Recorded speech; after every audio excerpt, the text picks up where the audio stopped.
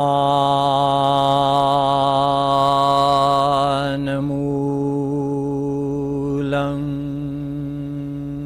Guror Murti Pujamulam Guror Padam Mantramulam Guror Vakyam Bhaktimulam Guror Kripa.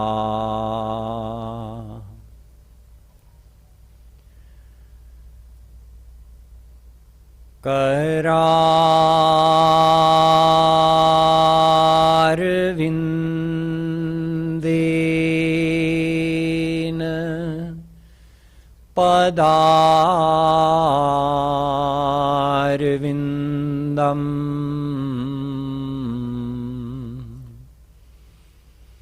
Mukharvinde Viniveshayantam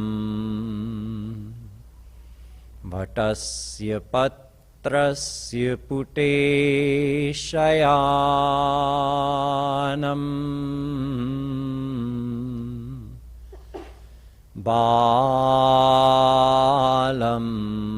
mukundam manasa smarami.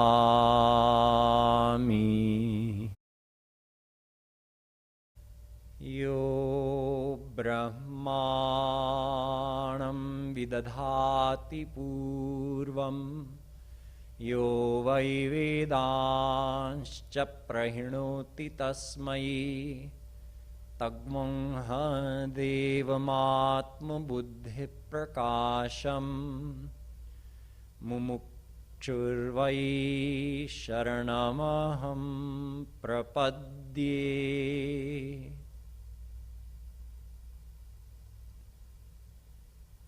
The divine souls, you've all come here to listen to Shri Krishna Leelas of the Bhagvatam. The Bhagvatam itself tells, Shushrusho Shraddadhanasya Vasudeva Katharuchi. Only if you have served a saint in this life or your last life, then you would get the desire to listen to Shri Krishna's Leelas. Syan mahat sevaya vipra punyatirtha nishevanat. When you serve a true saint, a God-realized saint, first of all, you'll get shushrusho, a desire to listen to the philosophy. Who is Krishna? What is God? What is our relationship to God? Then, shraddadhanasya, you develop a desire to meet God. And Vasudeva Katharuchihi, you develop the thirst for listening to Shri Krishna's Leelas. You all came here tonight to listen to Shri Krishna's Leelas. That means that you have dedicated yourself to a true God-realized saint in this life or a very recent life. And as the phal of that, you have that desire in your heart to listen to the Leelas of Shri Krishna. The Bhagavatam also tells what happens when we listen to those Leelas. Yatha yathatma parimrijyate sau mat punyagatha shravanabhidhanai. Tatha tatha pashyati vastu sukshmam chachuryatha jana samprayuktam. Shri Krishna himself is telling Uddhav that when somebody faithfully listens to my Leelas, my Katha, the stories of my divine actions here on earth, their antahakaran is gradually purified. It's amazing. He is divine. So he means his Naam, Roop, Leela, Guna, Dham, Jan. 6 things. His names, his forms, his Leelas means his divine pastimes, divine actions. His characteristics or qualities of his personality we call Guna. His Dham, his divine abode, many divine abodes, and his divine associates, Jan. Those God-realized saints like Gopis, Gwalbals, Mother Yashoda, true saints. They're all one with Krishna. So focusing the mind on any one of these purifies the mind. We all love stories. Worldly stories are attractive to everybody, and some people are attracted to the stories of Shri Krishna's Leelas. But everybody loves a story. When preachers sit up here and give a lecture and they see somebody starting to fall asleep, then they know, okay, it's time to tell a story. Because as soon as the story starts, everybody perks up. Oh, what happened? What happened? Our mind is very easily drawn into a story. That's one of the main reasons why Shri Krishna comes here and does Leelas.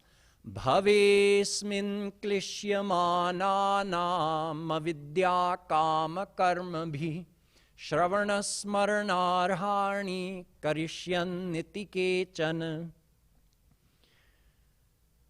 The Bhagvatam again tells that Shri Krishna comes on this earth and reveals his Leelas because the ordinary people like us who are so attached in this world and everything about this world just seems so, we're so enthusiastic about enjoying it and trying to attain more of it.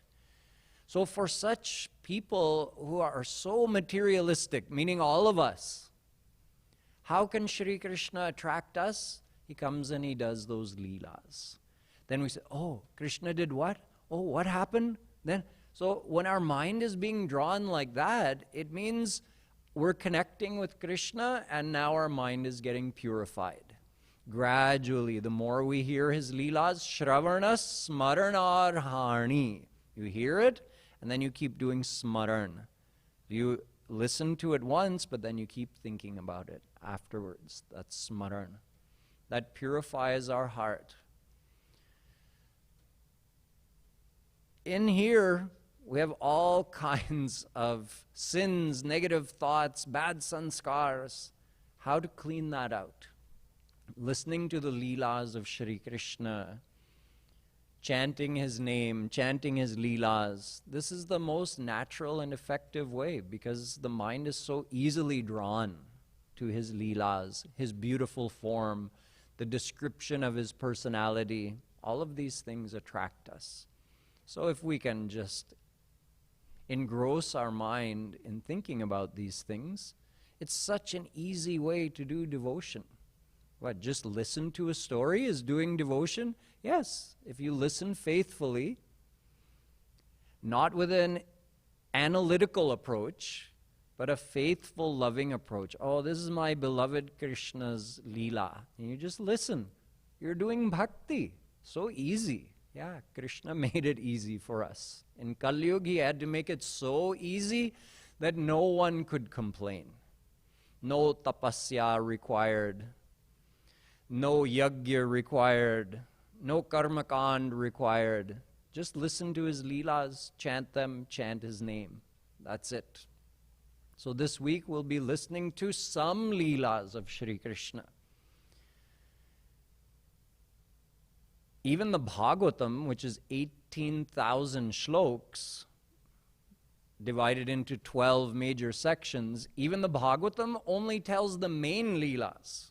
If you read through the Leelas of the Bhagvatam, it tells one Leela from when Krishna, the day he appeared. Then it tells a Leela from 6 days after he appeared, when he was 6 years old, what happened with Putana. Then it tells a Leela when he was 1 year old. Then it tells a Leela when he was 2 years old, and you're thinking, what happened in the interim? There's no time to tell. Too many Leelas happen. So even the Bhagavatam just tells the main things that happened in the 125 years that Shri Krishna was here. And other saints like Kripaluji Maharaj, Surdas Ji, Haridas Ji, Hita Harivansh, Vallabhacharya, Chaitanya Mahaprabhu Ji, they also told Leelas, and not all of those were in the Bhagavatam. So they're filling in the gaps. The other Leelas that happened.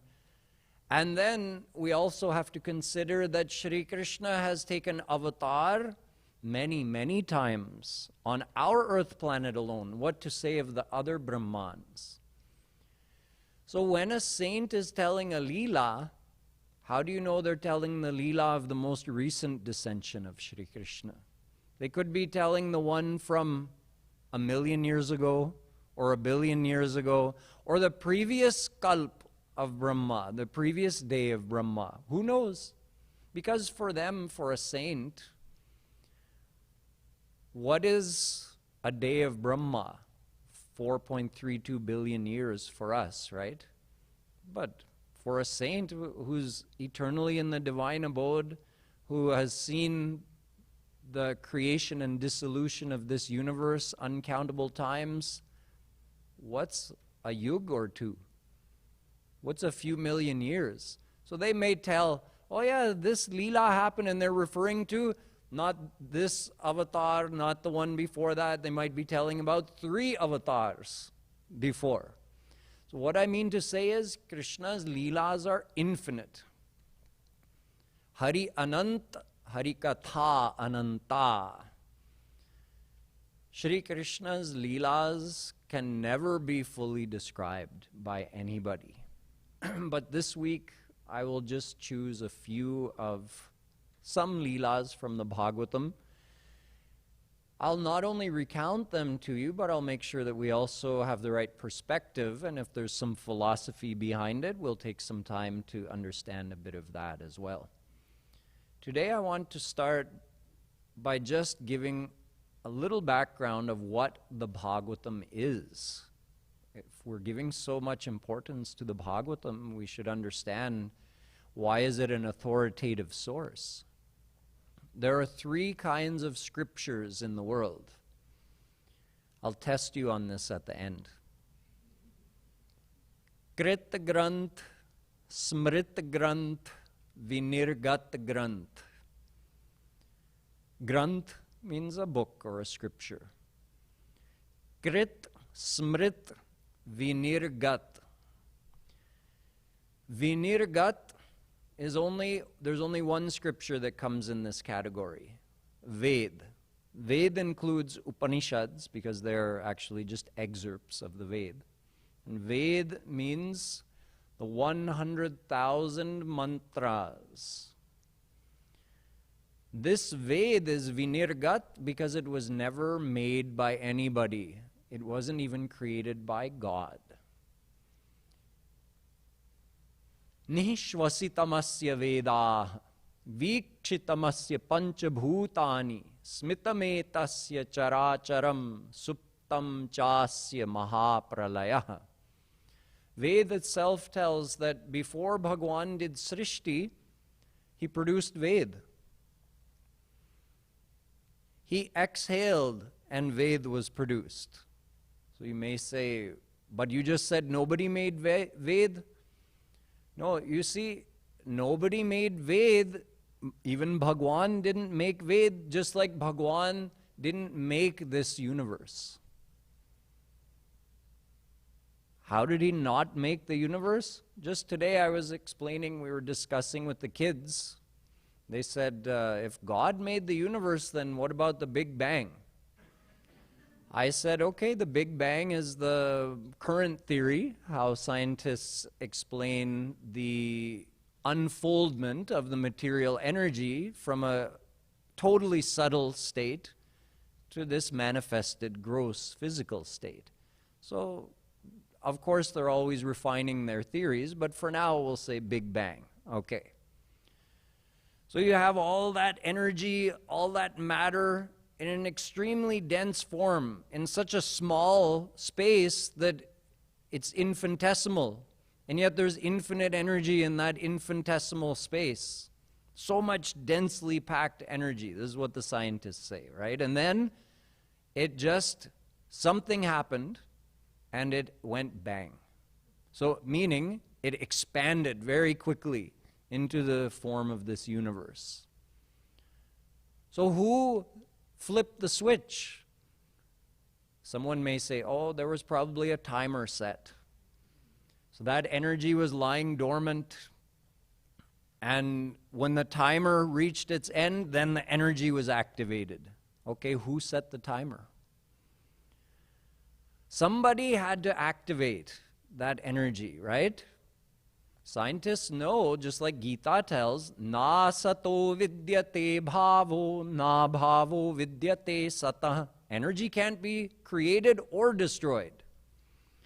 So the energy that was there before the Big Bang, it had to be there since eternity. Just one fine day it decided to go bang? Somebody had to decide to activate that energy. And that somebody has to be all-powerful, all-knowing, of supreme power and intelligence. So of course, that's God.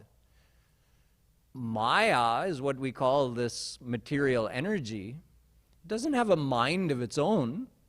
It's lifeless. It's jada. So how could Maya activate itself? It can't. So God activated Maya. You see what I mean? What did God create? Did He create this energy of this universe? Someone says, yes, God is the creator. No, I just told you energy can't be created or destroyed, even by God. If something exists, it can never cease to exist, not in an energetic form, not at its most basic level. And if something doesn't exist, it can't be brought into existence. So that energy was there forever. God simply activated it. He didn't create it, He activated it. Or you can say He manifested it. It was in a subtle form, He manifested it in the physical form. The same thing happens with Ved. The only difference is Ved is actually Chetan. Maya is Jada, but Ved is a divine power, and divine powers are naturally personified. So the Ved, every mantra has a divine form, is a divine goddess. But anyway, even Ved during Pralay, because God activated Maya, He also dissolves, deactivates Maya, and the whole universe merges into Him. So at that time, Ved also merges into Him. Because what's the need for Ved if there are no souls living in the universe? Ved is for the souls to guide them. When the universe is in its pralay phase, and all the non-God realized souls are also dormant within God, who's left? God is there, His divine abode, Golok is there, and all the God-realized saints are there in Golok, but they don't need Ved. They're already God-realized. Ved is like the Purohit who gets the husband and wife married, and then his job is done. Now whatever happens, you deal with it. The Purohit is done. So Ved brings the soul to God. That's the job of Ved. Once the soul is God realized, there's no more requirement of following anything in Ved. So Ved isn't required during Pralay. Ved is required during Srishti. But the same Ved is produced in every Srishti, every time God manifests the universe, which is an eternal cycle. He also manifests Ved. And in the exact same form. Not one akshar is different, not one syllable is changed every time God manifests Ved. Manifests also doesn't mean books came. I said he exhaled and Ved was produced. Does that mean he exhaled some books? No. This Ved is a divine power which exists in a subtle form and is manifested in a personal form when God produces it. And then the first saints, the rishis of this earth planet, they also receive that knowledge from God in a subtle form. Later on, they produce it in a written form. So Ved is not just kept in books. Ved is kept in a subtle form within God. It's called Paravarni. Paravarni is the subtlest form of communication. The subtlest form of, you can say sound, but it's not an audible sound. What you're hearing from me is Vaikhari Varni, loud speaking. But Ved is only produced in that Vaikhari Varni when there's Srishti. When there's Pralay, it's kept in a subtle form as Paravarni within God. So Ved is the basis of all spiritual knowledge. It contains all the answers that any soul could ever have. So it's there to guide the souls. But Ved can't be understood on its own. The meaning of Ved is so subtle, so divine, so vast, that no person can understand it without a divine mind. Anantaparam gambhiram durbigahyam samudravat. Bhagvatam says about Ved that Ved is an endless ocean. No one can understand it. So now comes Puran. Purayati iti Puranam. Puran, when someone hears this word, they think it means ancient, old. But in this case, it means Purayati. That which completes or explains the meaning of Ved is Puran. Purayati iti Puranam. So even Brahma required some help. When Shri Krishna gave the Ved to Brahma, he didn't know what it meant. He couldn't understand the actual meaning.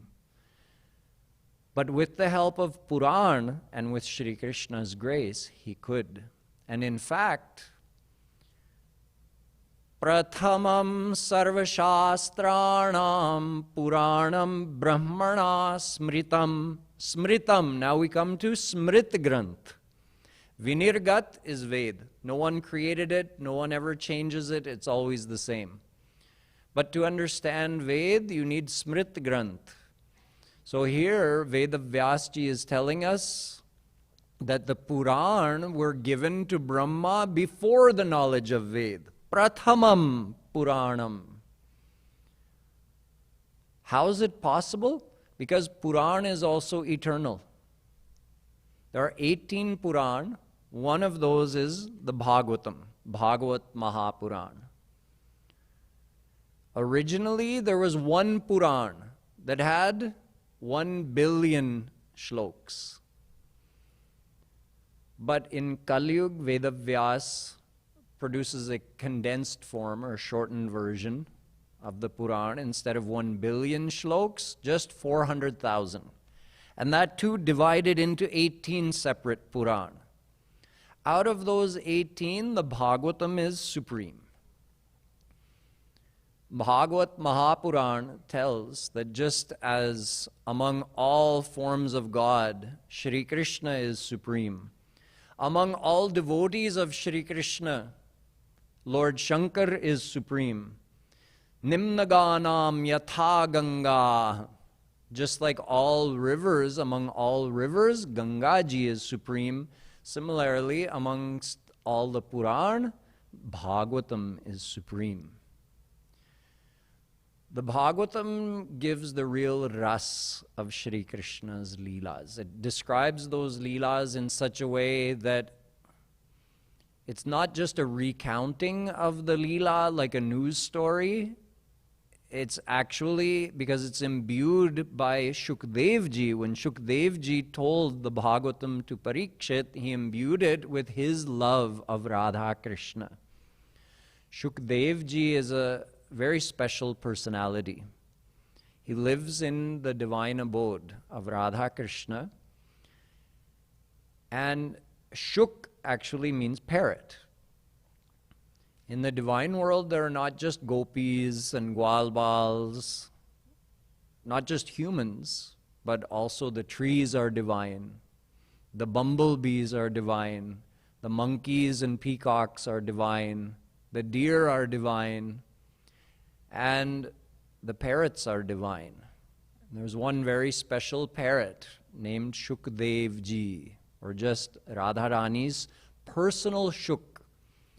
Shukdev lives as a parrot in Radharani's palace. Can you imagine? He can go in her palace anytime he wants. He has total access. Even where some gopis can't go, Shukdev Ji has access. He goes to all the kunjas, wherever Radharani goes. So he's like a pet, Radharani's pet parrot.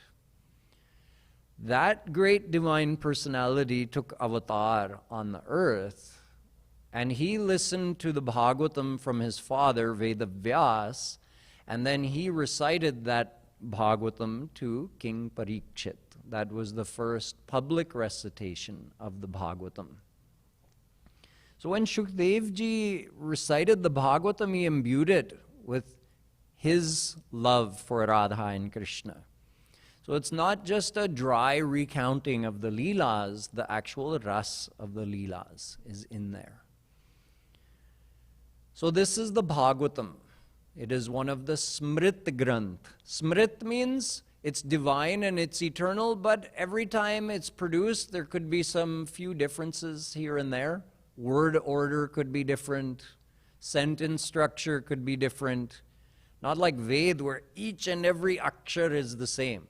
Bhagavatam is also the same, but there's a little variation in the telling of the Leelas.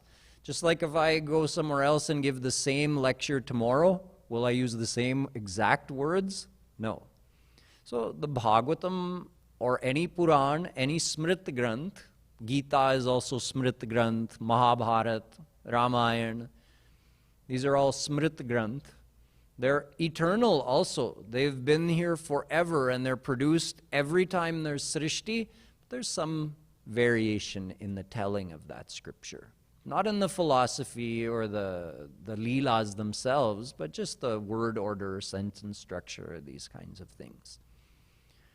So Bhagavatam is a Smrit Granth, Ved is Vinirgat Granth, and Krit Granth we don't concern ourselves with, because a Krit Granth is not apt at all. It is not an authoritative text. It is written by someone who has not attained God with a material mind.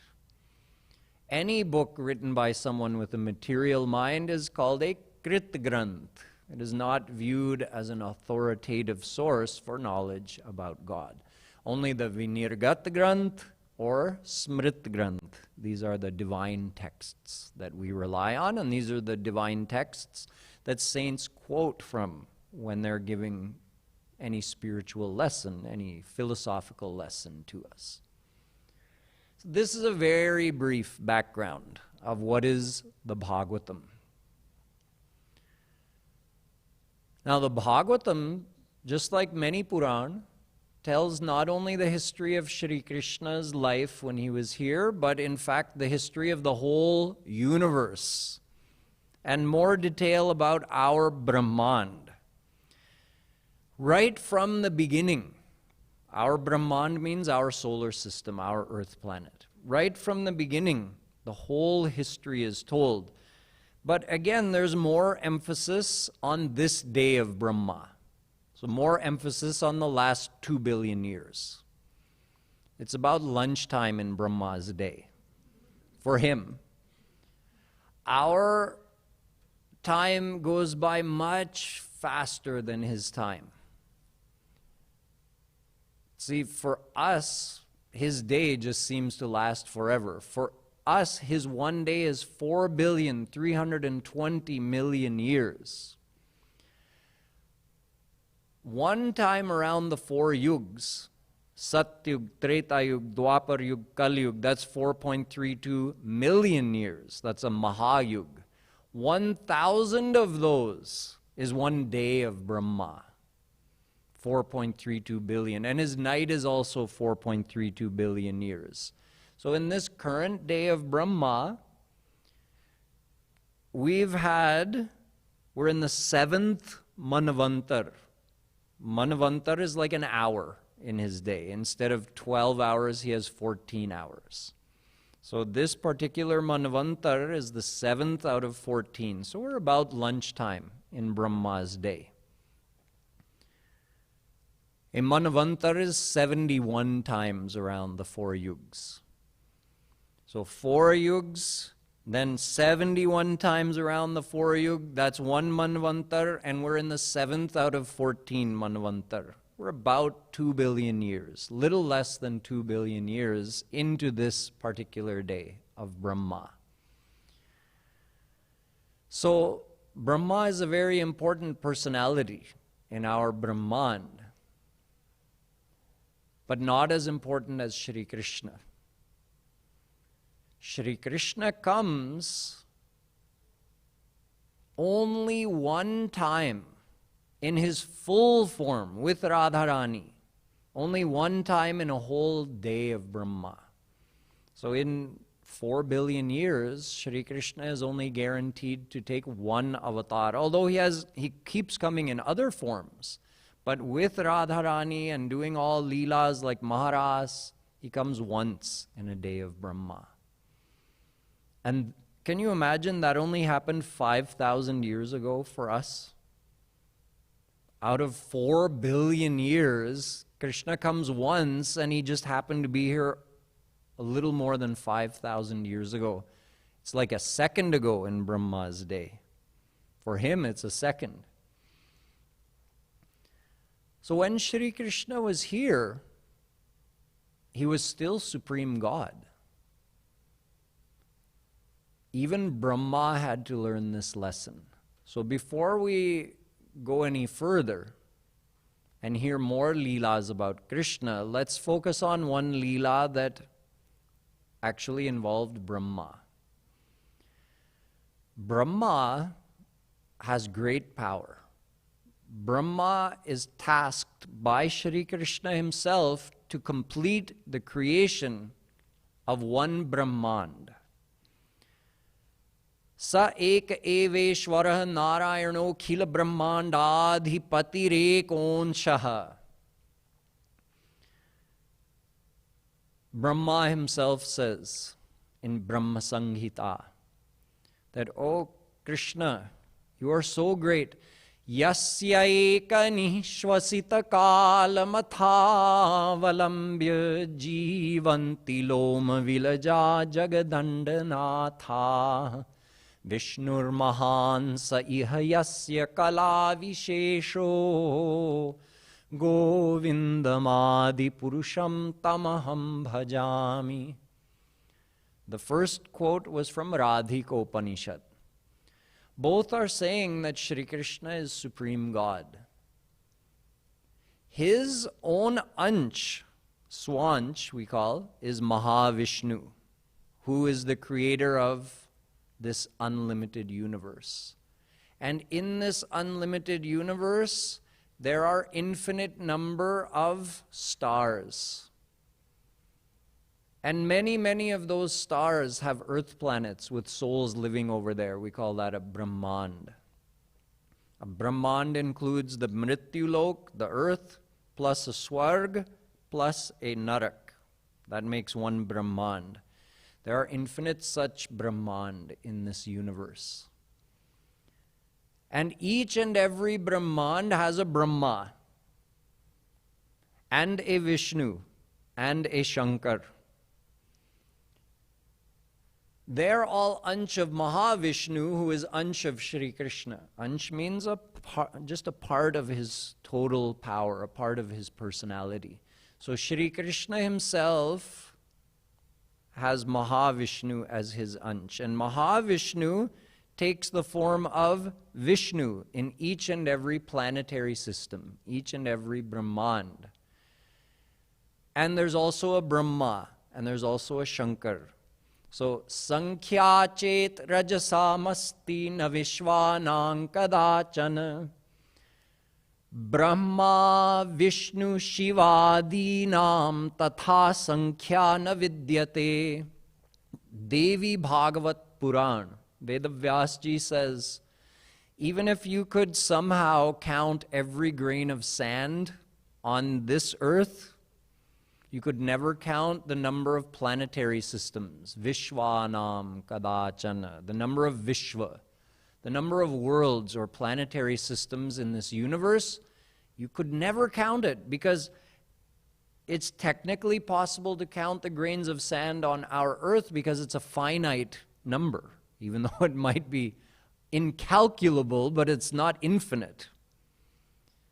The number of planetary systems is infinite.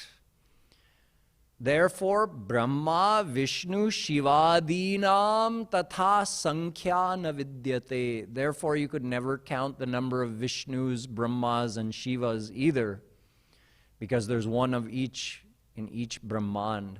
And they are all Ansh of Mahavishnu, and he is Ansh of Shri Krishna. Now imagine Shri Krishna's greatness. Now, our Brahma of our Brahmand got confused a couple of times during Shri Krishna's avatar.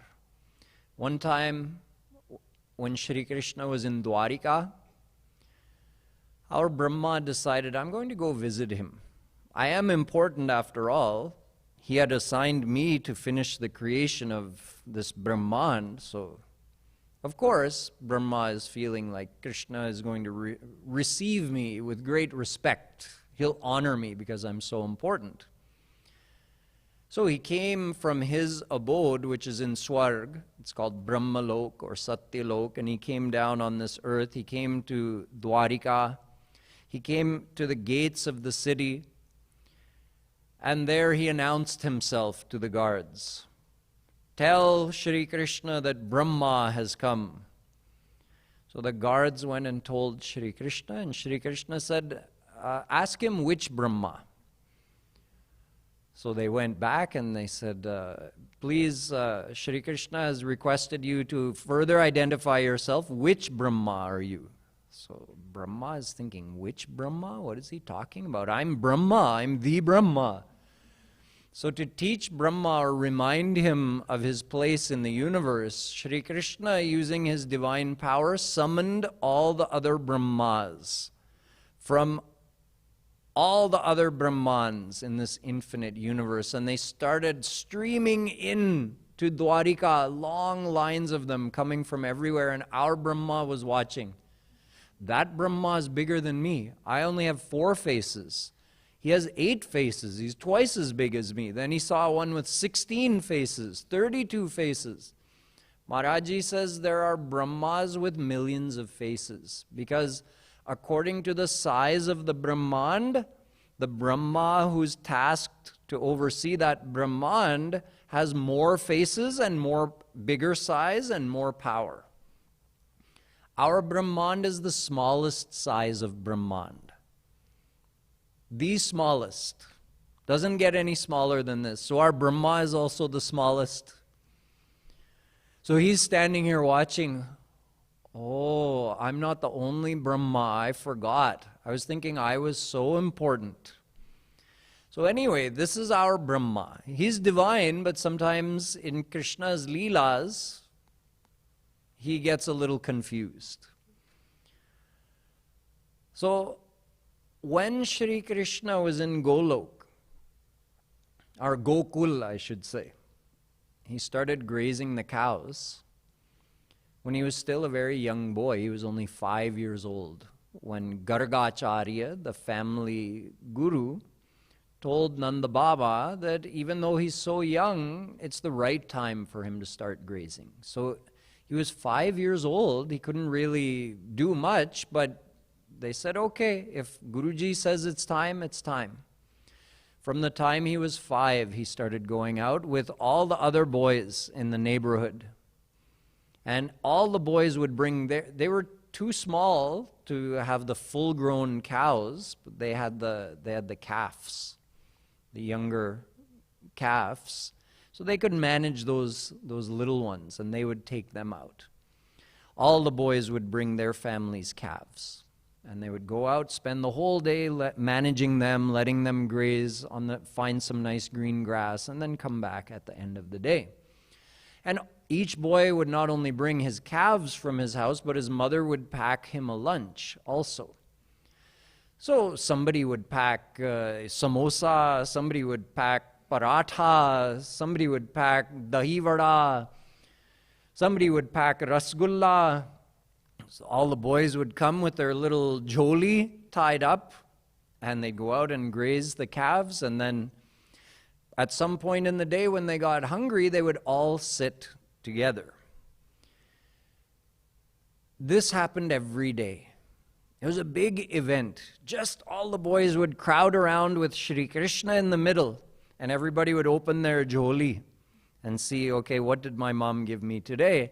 And then, of course, just like you do with very close friends, if you both brought different things, then you'll say, oh, this is really good, try some of this. Oh, let me have some of that. So these boys would do this kind of intimate behavior with Shri Krishna. In fact, Shri Krishna was so close with these boys that he would even, if, let's say, one boy had taken one bite out of a samosa, and he was saying, oh, this is so good, Krishna would grab it out of his mouth and eat the rest of it. So our Brahma came one day, he was thinking, I know Bhagwan has descended on the earth, let me go and see what kind of Leelas he's doing. So here comes Brahma now, not showing himself to anybody, but he's coming and he looks from just above. And he's watching this whole scene with Krishna.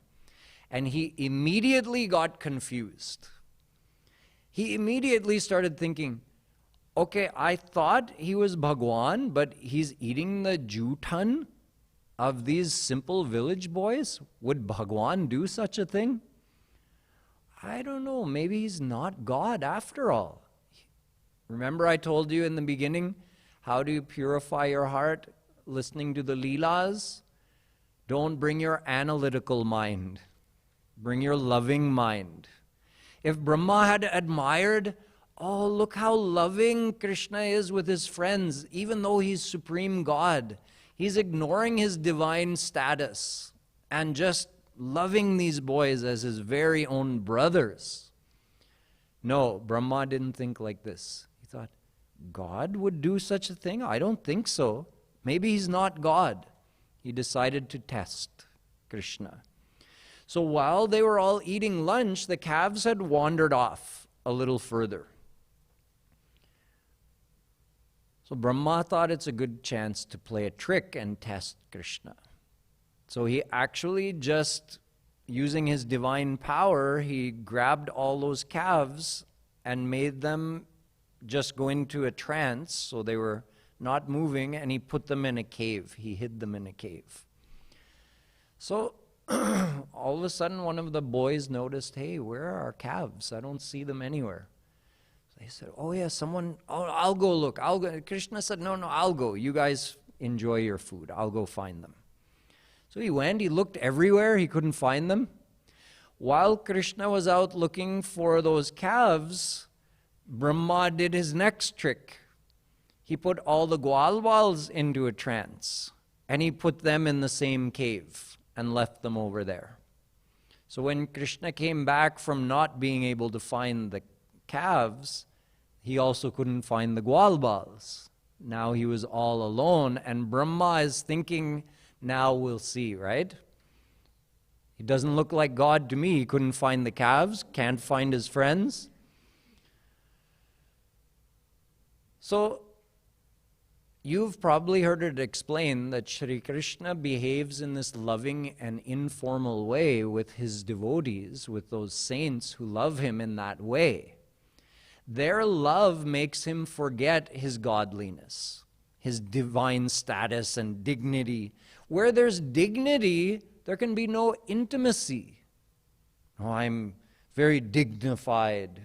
Respect me from a distance, right? That is Krishna as Mahavishnu and somewhat as Ram.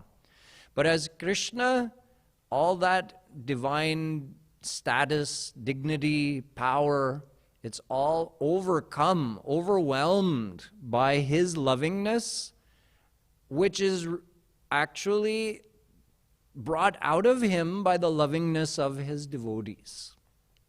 Because of their love, Krishna behaves in this way. He forgets he's God.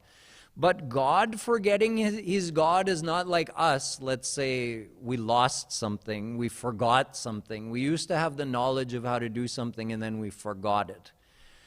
I used to know how to do long division, but it's been too many years, I forgot how. So you forgot it, now the knowledge is gone. So Krishna forgets he's God, not like that. He can remember he's God anytime he needs to. But in his loving Leelas with his friends, why would he want to act like God? Then they'll respect him from a distance and there's no intimacy, there's no ras in that. But here in this situation, this almightiness was called upon. Shri Krishna just thought for 1 second, what's going on? Oh, it's Brahma. He knew in 1 second. So, in the meanwhile, Brahma had done all of this and he was feeling hungry. So he said, let me quickly go back to Satyalok and have lunch and then I'll come back and see what is Krishna up to. So Krishna, of course, had figured out what Brahma was up to. He knew exactly where the Gwalbals were, where the calves were, and he knew where Brahma was. So on one hand, Krishna decided to play a trick on Brahma. And on the other hand, he did something here on earth. So Brahma was going back to his abode for lunch. And over there, he's the ruler, right? Krishna arrived there first and took the form of Brahma. So he entered and he sat on his throne and he alerted the guards that there's an imposter Brahma coming. So when he comes, you grab him. When Brahma came, he saw, what? There's another Brahma on my throne and my own guards are coming to arrest me. So he came back on earth quickly. And when he got back on earth, what did he see? He saw Krishna sitting and eating lunch with the Gwalbals and the calves are grazing over here. He said, what? They all got out of the cave?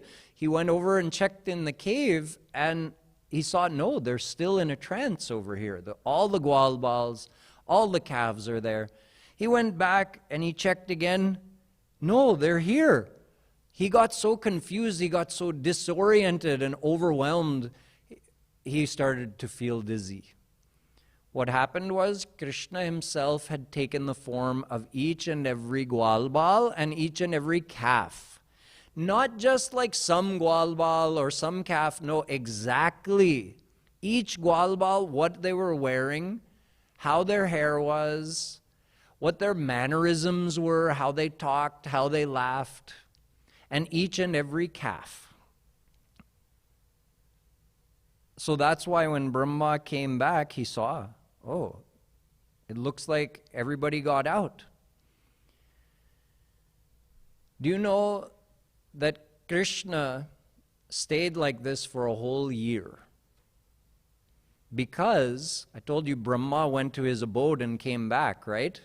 For him, that was a few moments. For us here on earth, that was 1 year.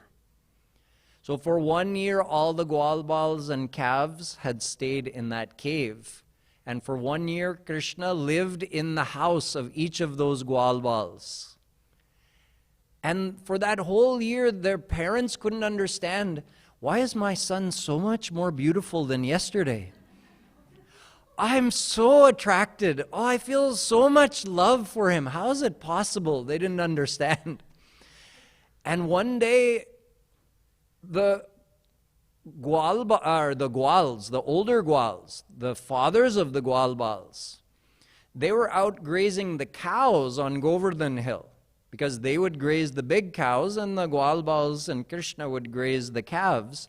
So they were on top of Govardhan Hill, and the calves, with all the Gwalbals that was actually Krishna, they were down at the bottom of Govardhan Hill, and the cows saw the Gwalbals, the calves. The cows from up on top, they saw their kids, their calves down below. And they just ran. So it's normal for a mother cow to have that affection for her calf, but not to that extent. These cows saw and they just ran. All the Gwals were trying to hold them back because it was so steep and dangerous to go running down Govardhan Hill. But they just didn't care. They broke away and they ran down. So this whole time, Balram was also there with Krishna. He hadn't been taken and put in the cave. He was off doing something else that day. So it took him this whole year to figure it out. Only that day, when he saw the way the cows behaved, he said, something is different. How do they have so much affection for their calves? And why are all the parents in the whole region so much attached to their sons more than before? So then Balram just used his divine vision and he saw, oh, it's my little Kanha who has become the form of all these Gwalbals and all these calves. So Balram figured it out. And Brahma, when he came back, unko chakkar aa gaya tha. He had no idea what's going on, what happened. Then, tab unko sujha. Then he came to his senses. Oh, I tried to test Krishna. So, oh Krishna, I'm so sorry. Athapi te deva padam bujadvaya prasadaleshanugrihita evahi janati tattvam bhagavan mahimno nachanya ekopi chiram vichinvan. Bhagvatam.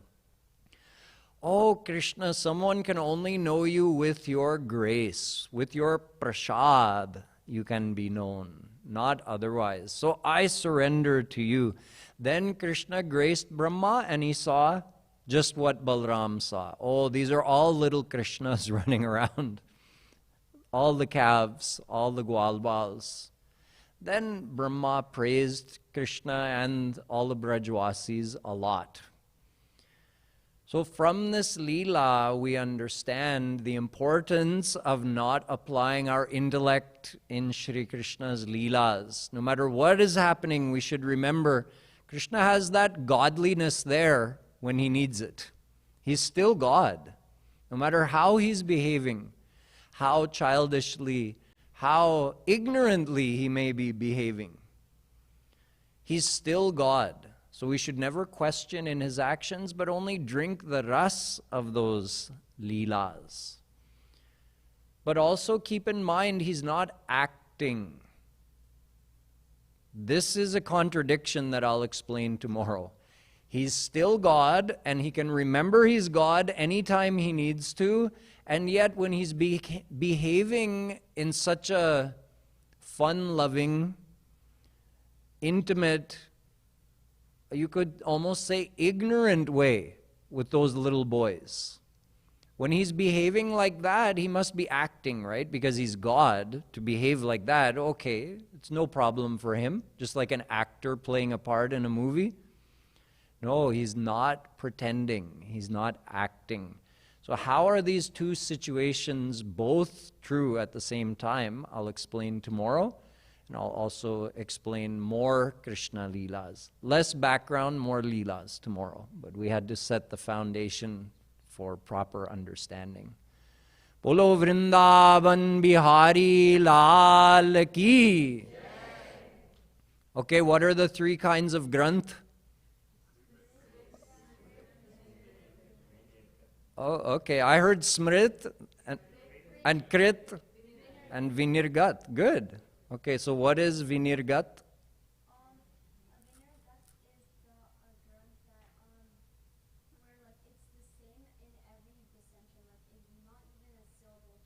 Good. Yeah, it's also the same in other Brahmans. So I told you there's unlimited Brahman, right? So on each and every earth planet, the same Ved is there. Of course, Krishna is there too, and the same Ved is there. Puran is also there, but there's some variations. And even on our earth, it varies each time it's produced. So what category is Bhagvatam or other Puran? Smrit Granth. Is Smrit Granth created out of nothing? How old are the Smrit Granth? They're also eternal, yes. And what is Krit Granth?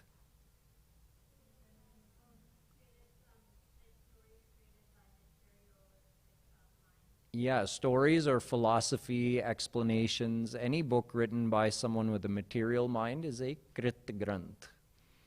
How many Puran are there? Yes. And how many originally were there? How many Puran? One. Yeah. So how many shloks currently in the 18 Puran are available? And how many originally in the one original 1 billion, right? Ek Arab. So that actually all the scriptures in their divine form stay in Brahma's abode during Srishti. For as long as our earth planet exists, all those scriptures are over there. So people think, oh no, Vedas are not available in print, we lost them, or only some of this Puran, or no, scriptures are never lost. They're always there in their divine form, and saints produce them in the world as needed. There's only 20,000 mantras available out of 100,000 Vedic mantras. But whatever's available is enough. If we needed more, saints would produce more. There's one Upanishad, Muktika Upanishad. It's a conversation between Bhagwan Ram and Hanumanji. In that, Ram tells Hanumanji about 108 most important Upanishads. Every one of them is available today. Although there's 1,180 Upanishads and only 220 are available, but in those 220, all 108 that Bhagwan Ram identified as the most important are available.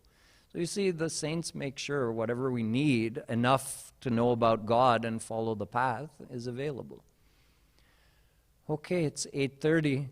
Bolo Vrindavan Bihari Lal ki, Shrimat Sadguru Sarkar ki, Jai Jai Shri Radhe, Jai Jai Shri Radhe, Jai Jai Shri Radhe.